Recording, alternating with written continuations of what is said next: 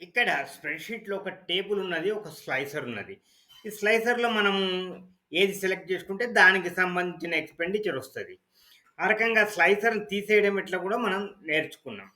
ఇప్పుడు ఈ slicer design change చేయొచ్చా? ఇక్కడ స్పేస్ ఆక్యుపై చేస్తుంది కదా! ఇది హారిజాంటల్ లాగా మెనూ బార్ లాగా ఉంటే బావుంటది. చేయవచ్చా అట్లా?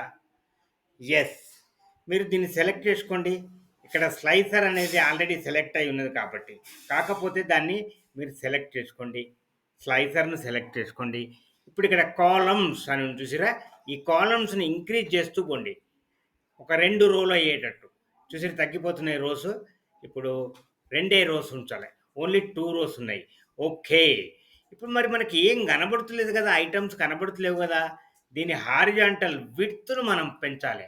పెంచితే అన్నీ కనబడతాయి. మరి ఈ హైట్ కూడా మనం తగ్గించుకుంటే మనకు కంఫర్టబుల్‌గా ఉంటది. ఇప్పుడు చూసారా హారిజాంటల్ మెనూ బార్ లాగా అయిపోయింది ఇది.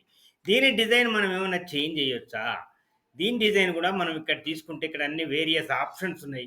మనకిష్టమైంది మనం సెలెక్ట్ జేసుకోవచ్చు. నేను ఇది సెలెక్ట్ చేసుకున్నా. అంతే.